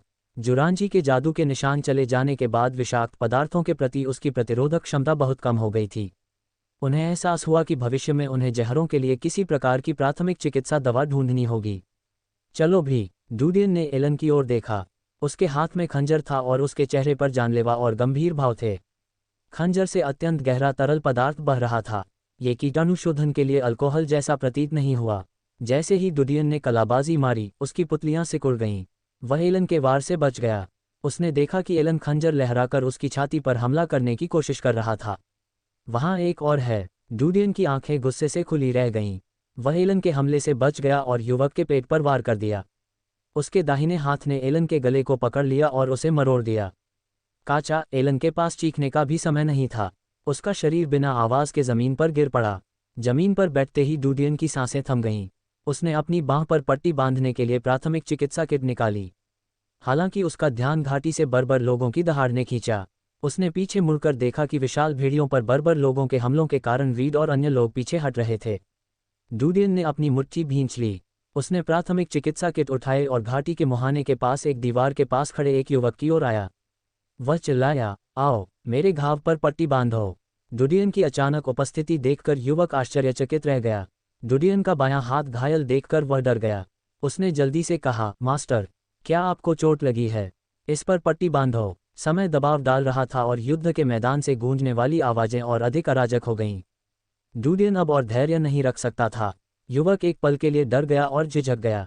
उसने धनुष और तीर हटा दिए और डूडियन की बांह पर पट्टी बांधने के लिए तुरंत प्राथमिक चिकित्सा किट निकाली। डूडियन ने धनुष और तीर निकाला और बर्बर लोगों पर निशाना साधा। वाह! एक तीर रीड के पास से गुजरा और बर्बरीक के विशाल भेड़िए पर जा लगा। डूडियन ने एक और तीर चलाया और यह एक सफल प्रहार था। लगातार 2 बर्बर लोगों की हत्या कर दी गई। रीड और अन्य लोगों पर दबाव कम हो गया। हालांकि लड़ाई की तात्कालिकता के कारण किसी की भी पीछे मुड़कर देखने की हिम्मत नहीं हुई, अन्यथा अगले ही पल उनका सिर काट दिया जाता। डुडियन की क्षमता देखकर युवा तीरंदाज दंग रह गया। 3 तीरों के बाद डुडियन ने थोड़ी सांस ली। उसने युवा तीरंदाज की ओर देखा और चिल्लाया, आखिर तुम किस चीज को देखकर दंग रह गए? डुडियन के चिल्लाने के बाद आर्चर ने तुरंत प्रतिक्रिया दी। उसने खंजर को कीटाणुनाशक से पोंछा और संवेदनाहारी पाउडर और मारक औषधि निकाली। गुरु, कृपया सहन करने का प्रयास करें क्योंकि दर्द होगा। मेरे बारे में चिंता मत करो। घाव को जल्दी से कीटाणुरहित करो। मुझे एनेस्थेटिक पाउडर की परवाह नहीं है। बस जल्दी करो। डुडियन ने दहाड़ते हुए अपना सिर घुमाया।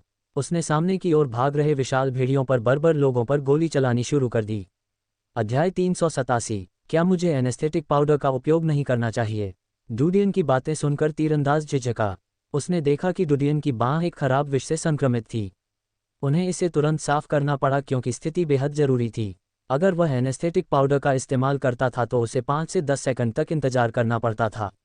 हालांकि वह कम समय डुडियन के जीवन को प्रभावित कर सकता है। मास्टर रुकें, मुझे आपकी बांह पर पट्टी बांधनी है और आपको पीछे हटना होगा।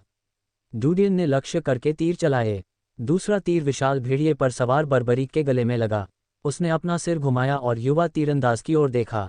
उसने खंजर उठाया और अपनी बाईं बांह पर घाव कर लिया। काला विषैला रक्त उगल उठा। हालांकि उन्होंने अपना हाथ नीचे रखा ताकि युवा तीरंदाज के चेहरे पर खून के छींटे न पड़ें। डुडियन ने खंजर नीचे फेंक दिया और अपने दाहिने हाथ से धनुष को पकड़ना जारी रखा, जबकि उसने अपने बाएं हाथ से तीर खींचे। उसने तेजी से कहा, इसे बह जाने दो, फिर पट्टी बांध देना। युवा चौंका लेकिन तुरंत प्रतिक्रिया व्यक्त की। उसने कीटाणुशोधन धुंध ली और उसे डुडियन की बांह के चारों ओर लपेट दिया। जहरीला खून जबरदस्ती बाहर निकाला गया।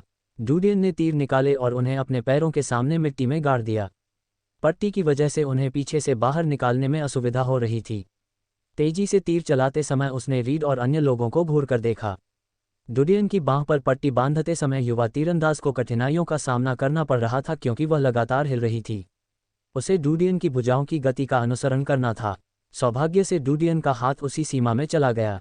जल्द ही वह लय का पालन करने और घाव को साफ करने में सक्षम हो गया। उसने जहरीला खून बाहर निकाला और घाव पर मारक चूर्ण छिड़क दिया। बाद में उन्होंने घाव पर पट्टी बांधी। इस प्रक्रिया में डुडियन का लक्ष्य कुछ हद तक गड़बड़ा गया। हालांकि उसने दुश्मन के गले या आंखों पर निशाना लगाना जारी नहीं रखा, बल्कि विशाल भेड़िए के अगले अंगों पर ताला लगा दिया। तीर उस जगह को आसानी से छेदने में सक्षम थे जहां सुरक्षात्मक गियर कवर नहीं था। चोटों के कारण भेड़िए भयभीत हो गए और उन पर सवार बर्बर लोगों पर भी इसका प्रभाव पड़ा। उनमें से कुछ गिर गए जबकि अन्य अपने हथियारों का सटीक उपयोग नहीं कर सके। वाह वाह वाह! एक तीर के बाद एक विशालकाय भेड़िया दर्द से चिल्लाने लगता था। रीड और अन्य लोगों का मनोबल बढ़ गया क्योंकि उन्होंने बर्बर लोगों से लड़ाई की। विशाल भेड़ियों की सहायता समाप्त हो जाने के बाद बर्बर लोगों की विनाशकारी शक्ति कम हो गई। रीड और अन्य लोग जल्दी से उनका सिर काटने के लिए दौड़े। हालांकि इस अराजक युद्ध क्षेत्र में एक बर्बर को मारने के लिए 2 शूरवीरों और एक तलवारबाज की आवश्यकता थी। दृश्य क्रूर और खूनी था। पलक झपकते ही अधिकांश बर्बर लोग घाटी में मारे गए। उसी समय डुडियन ने देखा कि विशाल भेड़ियों के समूह के पीछे बहुत तेज लाल गर्मी थी। उसका दिल ठंडा हो गया, लेकिन एक पल के विचार के बाद उसने इन बर्बर लोगों को विशाल भेड़ियों पर गोली चलाना जारी रखा। बर्बर धनुर्धारियों के पास कमजोर कवच थे। डुडियन ने तुरंत उनमें से कई को मार डाला। साथ ही वह कुछ विशाल भेड़ियों को भी मारने में सक्षम था।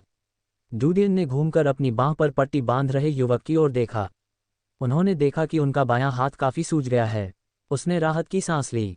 ऐसा लगता है कि चूंकि उसका शरीर वरिष्ठतम शिकारियों से बेहतर था, इसलिए वह अधिक समय तक शिकार झेलने में सक्षम था। हालांकि वह विषाक्त पदार्थों से प्रतिरक्षित नहीं था, कम से कम उसके पास अधिकांश वरिष्ठ शिकारियों की तुलना में जीवित रहने का बेहतर मौका था। यदि यह कोई अन्य सामान्य व्यक्ति होता तो उसने सोचा कि वे लोग जमीन पर गिरकर मर जाएंगे। सौभाग्य से समस्या को हल करने में आधे मिनट से भी कम समय लगा। अन्यथा वह जानता था कि जहरीला खून धीरे धीरे उसके पूरे शरीर में फैल जाएगा और उसके मस्तिष्क और हृदय को प्रभावित करेगा। यह एक तेज जहर है। युवक को पसीना आ रहा था। उसे नीचे गिरे जहरीले खून से तीखी गंध महसूस हुई। अगर उसने थोड़ी देर से कीटाणुरहित कर दिया होता तो डुडियन जीवित नहीं रह पाता। डुडियन की बांह पर पट्टी बांधने के बाद डुडियन युद्ध के मैदान में आगे की ओर दौड़ा। युवा तीरंदाज का चेहरा बदल गया और उसने जल्दबाजी में कहा, मास्टर, आप नहीं कर सकते। डुडियन रीड और अन्य से 4 या 5 मीटर पीछे रुक गया। फिलहाल उनका बायां हाथ काफी सूज गया था। सफेद धुंध काले खून से सना हुआ था। वाह वाह! डुडियन, रीड और अन्य लोगों के हमलों के कारण विशाल भेड़ियों पर बर्बर तेजी से गिर गए। रीड और अन्य लोग विशाल भेड़ियों पर सवार होकर बर्बर धनुर्धारियों के सामने पहुंच गए। रीड और अन्य के विरुद्ध हाथापाई में वे बराबरी पर नहीं थे। बर्बर लोगों ने देखा कि वे नुकसान में हैं, इसलिए वे एक के बाद एक पीछे हटने लगे। रीड और अन्य लोग तेजी से आगे बढ़ते हैं। हालांकि एक राजसी छाया गिरे हुए विशाल भेड़िए के पीछे से कूद पड़ी। यह एक विशाल तेंदुए जैसा दिखता था। एक छलांग में वह लगभग 4 मीटर ऊंचाई तक पहुंच गया और विशाल भेड़िए के ऊपर से गुजरने में सक्षम हो गया। ये सीधे रीड के सामने उतरा।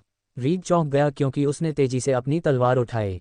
दहाड़! तेंदुए जैसा राक्षस तुरंत हरकत में आ गया। रीड की तलवार अवरुद्ध हो गई थी।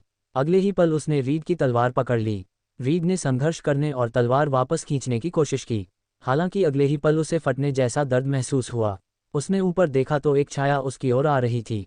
जब रीड ने अपने शरीर को हिलाने की कोशिश की तो उसकी पुतलियां सिकुड़ गईं। केवल एक चीज जो उसने सुनी वह एक तेज कचा ध्वनि थी। भयानक राक्षस ने उसकी बांह काटकर फाड़ दी थी। उसके चेहरे पर लगते ही खून की धार फूट पड़ी। उसके शरीर से ठंडा पसीना बह निकला। उसे मौत का चुंबन महसूस हुआ।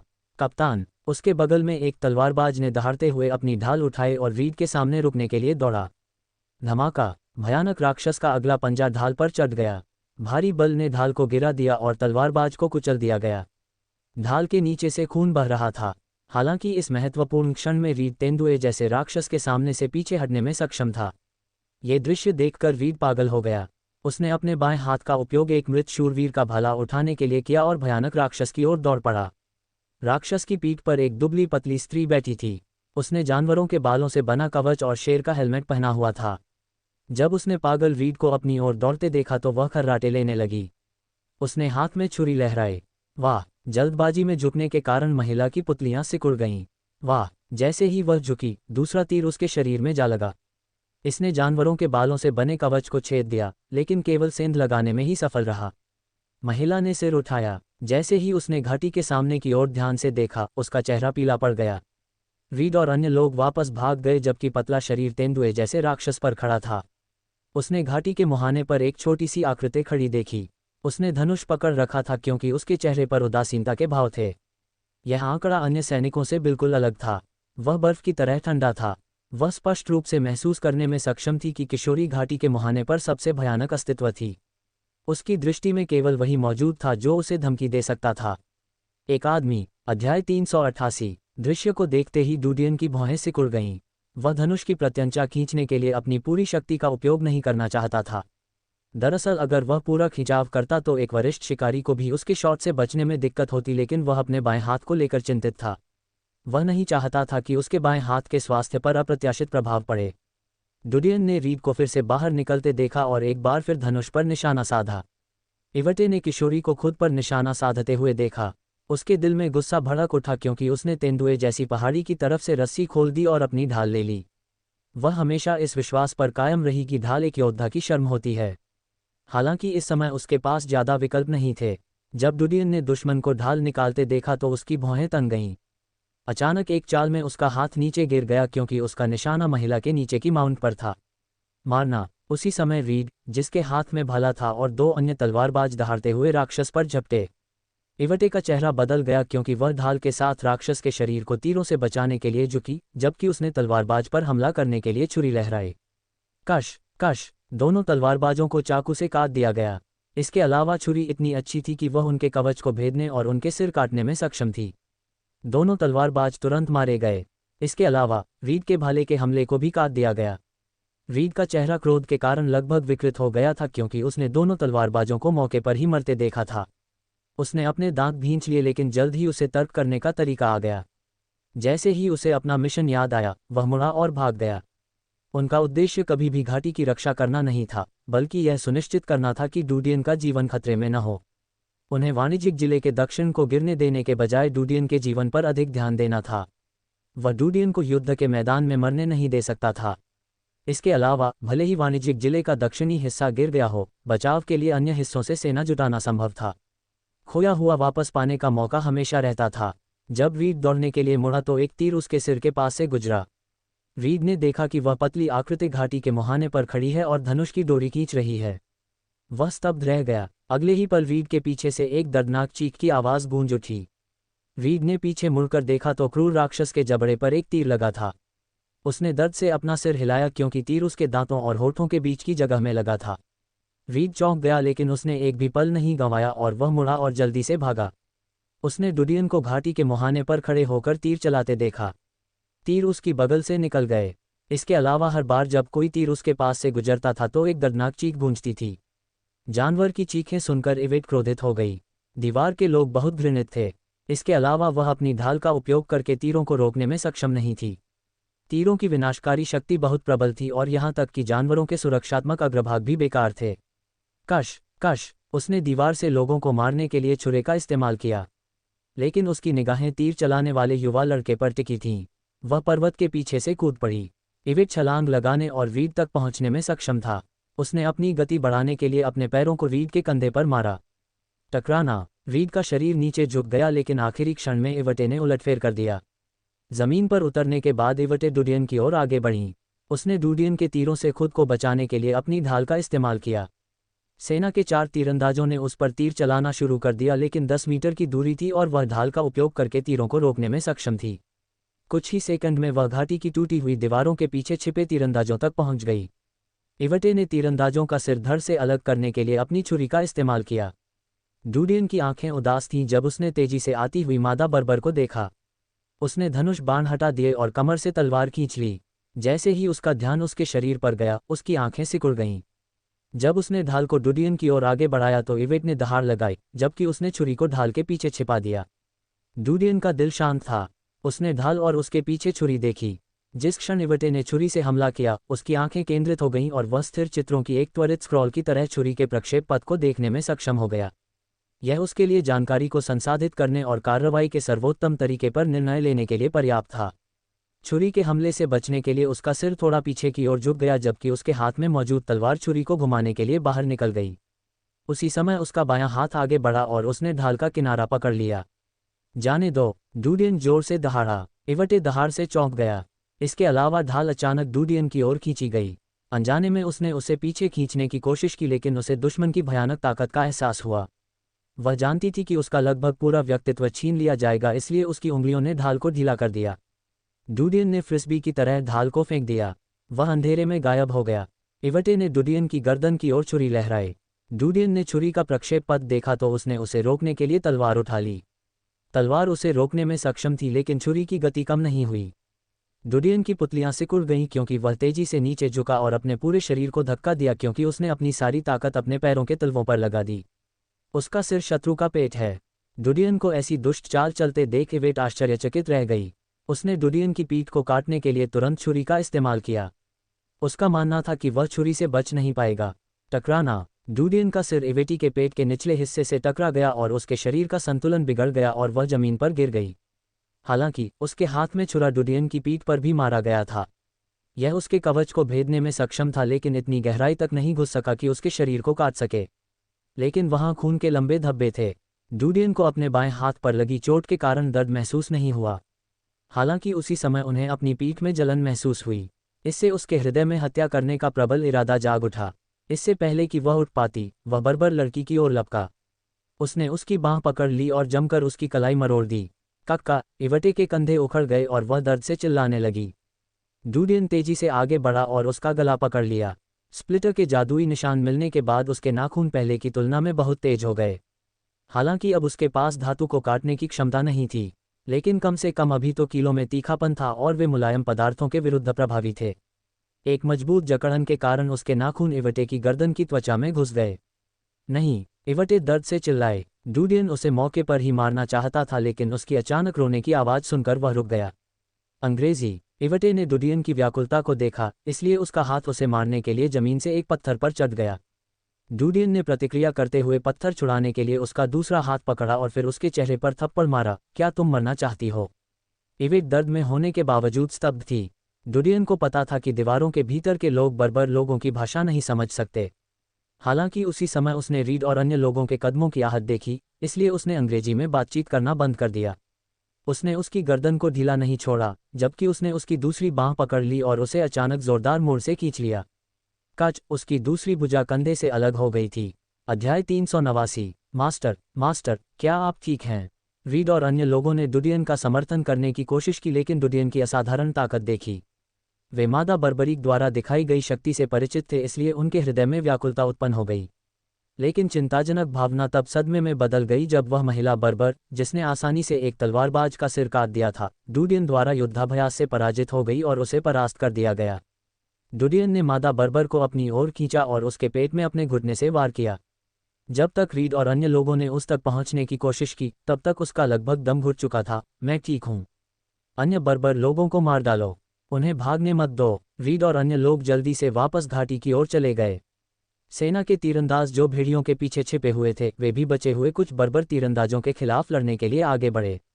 वे ढाल और खंजर से सुसज्जित थे क्योंकि उनका मूल कार्य डूडियन की सुरक्षा के लिए था। ऐसा लग रहा था कि सेना को छापे का डर था, इसलिए उन्होंने ऐसे मामले में खतरे को रोकने के लिए उन्हें अतिरिक्त उपकरण दिए थे। टकराना टकराना। जैसे ही बर्बर तीरंदाजों ने विशाल भेड़ियों से तीर चलाए और तीर ढालों से टकराए तो झनकार की आवाजें गूंज उठीं। रीड ने अपना हाथ पकड़ लिया और डूडियन के सामने बैठ गया। उसने देखा कि डूडियन का बायां हाथ धुंध में लिपटा हुआ था। रीड ने जल्दी से कहा, मास्टर, क्या आपको चोट लगी है? कुछ नहीं, डूडियन ने तेजी से उत्तर दिया। उसे जांचें। रीड को पता था कि महिला बर्बरीक का शरीर असाधारण था और वह हमलावर समूह की मुखिया थी। उसने तुरंत मादा बर्बरीक को पकड़ लिया और उनके बगल में एक अन्य धनुर्धर ने उसे बांध दिया। इविक गुस्से में थी क्योंकि उसने हिंसक संघर्ष किया था, लेकिन वह केवल अपने पैरों और पीठ से ही ताकत जुटा सकी क्योंकि उसकी बाहें विस्थापित हो गई थीं। वह जमीन पर लुढ़कने के लिए संघर्ष कर रही थी, लेकिन रीड ने उसकी गर्दन को कसकर पकड़ रखा था। युवा तीरंदाज ने तुरंत उसे बांध लिया। डूडियन तुरंत उठा और अपनी पीठ से धनुष बाण हटा दिया। उसने विशाल भेड़ियों पर बर्बर तीरंदाजों पर गोली चलानी शुरू कर दी। कश कश। कुछ बर्बर धनुर्धर मौके पर ही मर गए। बर्बर लोग शायद इसलिए पागल हो गए क्योंकि उनका नेता पकड़ लिया गया था। वे पूरी तरह से भूल गए कि तीरंदाज का लड़ने का सबसे अच्छा तरीका पीछे हटना और दूरी बनाना था। इसके बजाय वे दहाड़ने लगे और अपने भेड़ियों को हाथापाई की लड़ाई के लिए खदेड़ दिया। कुछ ही समय में डूडियन ने उनमें से 4 या 5 को गोली मार दी। बर्बर लोग रुके नहीं, लेकिन फिर भी उनकी ओर दौड़ पड़े। कुछ मिनट बाद डूडियन और कई अन्य धनुर्धारियों के सहयोग के कारण सभी बर्बर मारे गए। ये ध्यान रखना होगा कि बर्बर लोग मौत से नहीं डरते थे क्योंकि वे आंख मूंदकर भागते हुए इसका सामना करते थे। घाटी के मुहाने पर चारों तरफ लाशें पड़ी हुई थीं और खून नदी की तरह बह रहा था। अंतिम बर्बर तीरंदाज के मारे जाने के बाद डूडियन और अन्य लोगों को राहत मिली। उनमें से कुछ नर्म चट्टानों पर झुक गए और हल्की हल्की सांस लेने लगे। अन्य लोग गिरे हुए साथियों के शवों की जांच करने के लिए युद्ध के मैदान में दौड़ पड़े। ऐसे अन्य लोग भी थे जिन्होंने अपने घावों पर पट्टी बांधी। बाद में वे रीड की टूटी भुजा के साथ उसकी मदद करने गए। डूडियन ने अपना धनुष बाण हटा दिया। वह घाटी के मुहाने की ओर चला गया। सिंथेटिक गंध के कारण वह फटने की आवाज़ सुन पा रहा था। युद्धभूमि के कारण उनके हृदय में बेचैनी हो रही थी। आमतौर पर अगर वह ऐसा खूनी दृश्य देखता तो उसे कुछ भी महसूस नहीं होता, लेकिन उस समय उसके पास जटिल संवेदी अनुकरण था जिसे झेलना मुश्किल था। हर चीज़ के प्रति अत्यधिक संवेदनशील होना एक संवेदनशील नुकसान था। वह घाटी की दीवार के सहारे झुक गया और ज़मीन पर बैठ गया। डूडियन ने अपने बाएं हाथ पर पट्टी बांधने के लिए इस्तेमाल की गई धुंध की जांच की। हालांकि उस पर अच्छी तरह से पट्टी बांधी गई थी, भीषण लड़ाई के बाद काला खून धुंध में घुस गया था और उसे बदलना पड़ा। मालिक, रीड डूडियन के पक्ष में गया। उसका चेहरा बदसूरत था। मुझे अभी पता चला कि आपकी चोट हमारी टीम के 2 लोगों के कारण हुई थी। डूडियन ने उसकी ओर देखा और फिर अपने घाव पर, हाँ, यदि आपको ऐसा आदेश मिला है तो ये हमला करने का सबसे अच्छा समय है क्योंकि मेरे पास अब ज़्यादा ताकत नहीं है। रीड व्यंग्यपूर्वक मुस्कुराया। मास्टर, मैं ऐसा आदेश क्यों स्वीकार करूंगा? इस बात को उच्च अधिकारियों को सूचित किया जाएगा और आपको एक संतोषजनक स्पष्टीकरण मिलेगा। ये सेना के भीतर एक समस्या है और इसके कारण आपको ठेस पहुंची है। इसके लिए मुझे बहुत खेद है। ठीक है। डूडियन उदासीन। किसी भी संगठन में विश्वासघाती होते हैं और सेना अपवाद नहीं है। रीड ने अपना सिर हिलाया क्योंकि उसकी आंखों में क्रोध की झलक थी। आपने सेना को एक महान स्तर का हथियार दान किया था। इससे कोई फर्क नहीं पड़ता कि आप इसके बारे में क्या सोचते हैं। वे लोग जानवरों की तरह हैं क्योंकि उन्होंने आपको मारने के लिए एक हत्या की योजना बनाई है। जानवर कम बुद्धिमान होते हैं। डूडियन ने उदासीनता से उत्तर दिया। उसने सड़ा हुआ मांस काट दिया और मारक चूर्ण मिला दिया। बाद में उसने अपने बाएं हाथ को नई धुंध से लपेट लिया। सब कुछ करने के बाद उसके दिल को राहत मिली। रीड मुस्कुराया। मास्टर, हमें भारी नुकसान हुआ है। मुझे डर है कि कैनियन पास पर बने रहना बहुत मुश्किल होगा क्योंकि बहुत अधिक जनशक्ति बची हुई है। हम वापस जा सकते हैं। अगर हम यहाँ रुके तो यह आपके लिए बहुत खतरनाक होगा। डूडियन ने एक पल के लिए सोचा। आपको एक दूत वापस भेजना चाहिए जबकि बाकी लोग मेरे साथ यहीं रहेंगे। केवल 8 लोग बचे हैं। इसके अलावा कुछ घायल भी हैं। मुझे डर है कि अगर बर्बर लोगों की एक और टीम ने हम पर हमला किया तो हम पूरी तरह से नष्ट हो जाएंगे। हम 8 लोगों को पकड़ सकते हैं। मैं उन शेर जैसे राक्षसों से लड़ सकता हूँ। डूडियन ने उत्तर दिया। रीड थोड़ा चौंका। अगर डूडियन ने पहले भी ऐसा कुछ कहा होता तो उन्हें इस पर यकीन नहीं होता, लेकिन डूडियन द्वारा प्रदर्शित असाधारण ताकत के बारे में सोचकर वह आश्वस्त हो गया। हालांकि वह अभी भी चिंतित था। मास्टर, आप अब से मुझे मिस्टर डीन या नाइट कहो। डूडियन ने अपना कंधा थपथपाया। चिंता मत करो, अगर कोई दूसरा रास्ता नहीं है तो मैं पीछे हट जाऊंगा। मुझे बस इस बात का डर है कि जो लोग जीवित बचे हैं उनमें कोई और होगा जो आपकी हत्या करना चाहता है। ये ठीक है, मैं तैयार हूं और सतर्क हूं। आपके खिलाफ भी। डूडियन हंसे। डूडियन को जिद करते देख रीड ने आह भरी। आखिरकार उसे समझ आ गया कि सेना स्वामी को युद्ध के मैदान में जाने की अनुमति क्यों नहीं देना चाहती थी। उसका स्वभाव जिद्दी था और उसे डर था कि सेनापति उसके सामने असहाय हो जाएंगे। रीड ने एक घायल युवा तीरंदाज को चुना और डूडियन के साथ चर्चा के बाद उसे दूत के रूप में वापस भेज दिया। कप्तान, क्या मुझे उन 2 कैदियों को ले जाना चाहिए? युवा तीरंदाज ने पूछा। रीड ने अपना सिर हिलाया। हम लड़ाई के बाद उन्हें वापस ले लेंगे। डूडियन समझ गया कि रीड चिंतित था कि युवा तीरंदाज विश्वासघातियों में से एक हो सकता है। वह अवसर का लाभ उठा सकता था और वापस आते समय दोनों बंदियों को मार सकता था। अभी यह बहुत ही अस्थिर समय था। हालांकि एक बार डूडियन की हत्या सफल हो गई तो इसका सबसे बड़ा असर सेना पर पड़ेगा। दूसरे शब्दों में, सेना के भीतर कुछ ऐसे लोग थे जो उच्च पदों पर थे और ऐसा होने में रुचि रखते थे।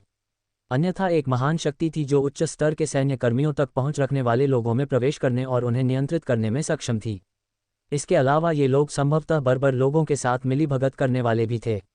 युवा तीरंदाज ने रीड का जवाब सुना, इसलिए उसने कुछ नहीं मांगा और चला गया। मुझे उम्मीद नहीं थी कि कोई मास्टर को मारने के लिए हत्यारे भेजेगा। स्थिति की जानकारी होने पर अन्य लोग भी नाराज हो गए। डूडियन ने भीड़ की ओर देखा। हमें एक छोटा सा ब्रेक लेना चाहिए। हालांकि हम दुश्मन की लाशों को साफ नहीं करेंगे बल्कि उन्हें ढेर कर देंगे और उन्हें घाटी से बाहर निकलने में बाधा के रूप में इस्तेमाल करेंगे। इसके अलावा 2 लोगों की लाशें जो मेरी हत्या करना चाहते थे उन्हें अलग अलग बैग में डाल दें।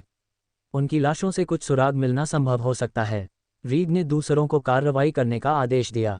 अध्याय 390। रीड ने 20 लड़ाकों का नेतृत्व किया था, लेकिन भीषण युद्ध के बाद केवल 8 ही बचे थे। युद्ध में 10 लोग मारे गए और 2 असफल हत्यारे थे जो डूडियन को मारना चाहते थे। अब एक को दूत बनाकर वापस भेजे जाने के बाद केवल 7 व्यक्ति बचे थे। डूडियन और रीड को मिलाकर कुल मिलाकर 9 लोग थे। मास्टर, क्या आपने पहले तीरंदाजी का अभ्यास किया है? रीड ने जिज्ञासा से पूछा जबकि अन्य लोग घाटी के मुहाने पर लाशों से निपट रहे थे। डूडियन ने धनुष की डोरी की जांच की और ढीला होने का कोई निशान नहीं था। मैंने 1 साल तक अभ्यास किया है। इसके बारे में क्या? सिर्फ 1 साल के लिए? रीड ने चौड़ी आंखों से उसे देखा। सिर्फ 1 साल के अभ्यास के बाद आपकी तीरंदाजी इतनी शक्तिशाली हो गई है? मैंने सेना में तीरंदाजों को 4 या 5 साल तक प्रशिक्षण लेते देखा है, लेकिन वे उस स्तर तक भी नहीं पहुंच पाते जिस स्तर पर आप हैं। हाँ, एक अन्य तीरंदाज जो उनके करीब था ने कहा, मुझे डर है कि अगर गुरु ने हमारी मदद नहीं की तो हम बर्बर लोगों द्वारा मारे जाएंगे, विशेष रूप से महिला बर्बर। वह बहुत भयंकर थी। डूडियन ने उदासीनता से कहा, अभ्यास का समय ज्यादा प्रभावित नहीं करता है। बहुत सी चीजें प्रतिभा पर निर्भर करती हैं। ये सही है। रीड व्यंग्यपूर्वक मुस्कुराया। युवा तीरंदाज का चेहरा शर्मिंदगी से लाल था। यदि कोई और ऐसा कहता तो उसे खंडन करने के लिए कुछ शब्द मिल जाते, लेकिन डूडियन की ईश्वरीय तीरंदाजी देखने के बाद वह ये सोचे बिना नहीं रह सका कि वह एक सच्चा शूरवीर कहलाने के लिए पूरी तरह योग्य है। डूडियन ने मुड़कर उस मादा बर्बरीक की ओर देखा जो बंधी हुई थी और जमीन पर लेटी हुई थी। रीड की ओर देखते ही उसकी आंखें चमक उठीं। क्या बर्बर लोग हमारी भाषा समझते हैं? रीड आश्चर्यचकित था। आप मास्टर से क्यों पूछ रहे हैं? सिर्फ एक सवाल। ओह, मैंने सुना है कि बर्बर लोगों का शाही परिवार कुछ अजीब भाषा में बात करता है और यह केवल शाही परिवार के लिए ही विशिष्ट है। बाकी बर्बर लोग कुछ सरल भाषा बोलते हैं जो जानवरों की भाषा के समान है। रीड ने उत्तर दिया। डूडियन चौंका। क्या यह महिला बर्बर लोगों के शाही परिवार से है? इवेटा ने देखा कि किशोरी और दूसरा आदमी उसके बारे में बात कर रहे थे। वह क्रोधित थी लेकिन अपने कल्याण के बारे में अधिक चिंतित थी। उसे ऐसी जगह पर कड़े प्रतिरोध का सामना करने की उम्मीद नहीं थी। फिलहाल उसकी एकमात्र आशा अपनी सवारी से किले तक संदेश पहुंचाने की थी। उस स्थिति में मुखिया उसे बचाने के लिए कुछ लोगों को भेज सकते थे। डूडियन ने मादा बर्बर की आंखों में गुस्सा और नफरत देखी। उसने एक पल के लिए सोचा और पूछा, उसके माउंट के बारे में क्या? घाटी को देखते ही रीड चौंक गया। जैसे ही वह तेजी से उठा और घाटी में भागा, उसका चेहरा बदल गया। वह कुछ देर बाद लौटा लेकिन उसका चेहरा बदसूरत था। जानवर भाग गया है। डूडियन आश्चर्यचकित था। भाग गए। हाल की बातचीत से उसे जितना समझ आया, बर्बर लोगों और उनके जानवरों के बीच का रिश्ता बहुत करीबी था। ये क्यों भागेगा? क्या ऐसा हो सकता है कि मादा बर्बरीक ने किसी तरह जानवर को भगाया हो और सुदृढ़ीकरण मांगा हो? उसने भौहें सिकोड़ लीं और एक पल के बाद रीड की ओर देखा। सभी को जल्दी करो। अगर जानवर किसी तरह संदेश ले लेता है तो हमें एक लंबी लड़ाई का सामना करना पड़ेगा। इस बात की जानकारी रीड को भी थी। वह मुड़ा और घाटी के मुहाने की ओर भागा। लाशों के बीच से अवरोध बनाने में दूसरों की मदद करने के लिए वह केवल एक हाथ पर निर्भर था। डूडियन ने धनुष की प्रत्यंचा को समायोजित किया और मादा बर्बरीक के करीब आ गया। वह बैठ गया और उसकी आंखों से देखने लगा। करीब से देखने पर वह यूरोपीय लोगों जैसी ही लग रही थी। इससे ये भी साबित हुआ कि कुछ लोग सचमुच उस विनाशकारी आपदा से बच गए। लेकिन अगर बचे हुए लोग सोने, चांदी और कांसे की दीवारों के भीतर रहते हैं तो वहां बर्बर लोग क्यों हैं? इसलिए यदि दीवार के भीतर अंदरूनी युद्ध हुआ और लोगों के एक समूह को निष्कासित कर दिया गया तो ये स्वाभाविक है कि बर्बर लोग हारे हुए के रूप में विभाजित हो जाएंगे। हालांकि दीवारों के भीतर के लोग अपनी भाषा क्यों बदलेंगे? डूडियन की भौहें चढ़ गईं क्योंकि वह कारणों का पता नहीं लगा सका। शायद उत्तर बर्बर लोगों की इतिहास की किताबों में छिपे हैं। उन्हें उम्मीद थी कि उन्होंने किसी तरह अपना इतिहास बचा लिया है। दीवार के अंदर से घृणित व्यक्ति। इवटे ने देखा कि डूडियन उसकी ओर झुक रहा था। वह गुस्से में थी क्योंकि उसने उसके चेहरे पर थूक दिया था। डूडियन का चेहरा उसके थूक से सना हुआ था लेकिन वह अभी भी उदासीनता से उसकी ओर देखता रहा। उसने अपना हाथ उठाया और अपना चेहरा पोंछ लिया। उसने अपना हाथ उठाया और उसका गला दबा दिया। जब उसने उसके मुंह में थूका तो उसने दर्द से अपना मुंह खोला। जैसे ही उसने निगला, उसने अपना हाथ छोड़ दिया। वह चुपचाप उसे देखता रहा। क्या तुम थूकते रहना चाहती हो? इवटे ने डूडियन की ओर देखा। उसे विश्वास ही नहीं हो रहा था कि दीवार पर खड़े इस घृणित व्यक्ति ने उसके मुंह पर थूक दिया है। खांसते और मुंह से लार उगलते ही उसका चेहरा बदल गया। वह दहाड़ उठी। मैं तुम्हें मारना चाहती हूँ, हरामी। फॉक, रीड और अन्य जो कुछ दूरी पर काम कर रहे थे उन्होंने पीछे मुड़कर देखा तो डूडियन को मादा बर्बरीक के सामने बैठे देखा। बाद वाला डूडियन के लिए खतरा नहीं था इसलिए उन्होंने अपना सिर घुमा लिया और अपना काम जारी रखा। फॉक, डूडियन ने उसका श्राप सुना। उन्होंने उदासीन स्वर में अंग्रेजी में बोलना जारी रखा। अगर तुम जीना चाहते हो तो मुझे नाराज मत करो। हालांकि मैं तुम्हें मारूंगा नहीं, लेकिन मैं गारंटी देता हूं कि तुम मारे जाना चाहोगे। इवटे को लगभग अपने कानों पर संदेह हुआ। ये घृणित व्यक्ति राजा की भाषा बोल सकता है। उसने राजा की भाषा कैसे सीखी? उसने आश्चर्य से डूडियन की ओर देखा। उनके पास बंधा वहशी युवक उनके बीच होने वाली बातचीत से अनभिज्ञ था। हालांकि डूडियन ने जो कहा वह उसे समझ नहीं आया, लेकिन यह एक परिचित भाषा थी जिसे उसने पहले सुना था। तुम। इवटे चौंक गई। डूडियन ने उसके चेहरे पर स्तब्ध भाव देखा। उसकी आंखों में उदासी की झलक थी। वह अंग्रेजी बोलने में सक्षम था और उसने इसे चिप से नहीं सीखा। आखिरकार उसके पास नई भाषा सीखने का समय नहीं था और इसके अलावा पुरानी भाषाएं इस समय बेकार थीं। दरअसल उनका जन्म विदेश में हुआ था। सटीक कहें तो उनका जन्म संयुक्त राज्य अमेरिका में हुआ था। दरअसल उस समय कुछ लोग जिनके पास धन और संपर्क थे वे अपने बच्चों को विदेश में रहना पसंद करते थे। विशेषकर विदेशी अस्पताल स्थानीय अस्पतालों की तुलना में कहीं अधिक निपुण थे। उनका परिवार भी अपवाद नहीं था। हालांकि वे अमीर नहीं थे, उनके माता पिता वैज्ञानिक और शोधकर्ता थे। उनका जन्म संयुक्त राज्य अमेरिका में हुआ था जब उनके माता पिता वहां थे। वह 5 साल की उम्र तक अमेरिका में रहे और उसके बाद वे वापस चीन चले गए। जब तक हम शर्तों पर सहमत हैं तब तक मैं आपकी जान ले सकता हूं। डूडियन ने अंग्रेजी में बोलना जारी रखा। इवटे धीरे धीरे ठीक हो गईं।